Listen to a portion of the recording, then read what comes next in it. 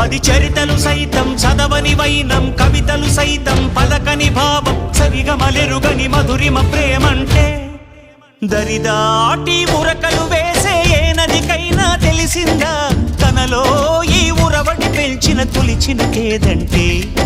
సిరిపై రై ఎగిరే వరకు చేనుకు మాత్రం తెలిసిందా తనలో కనిపించే కళలకు తొలి పిలిపేదంటే.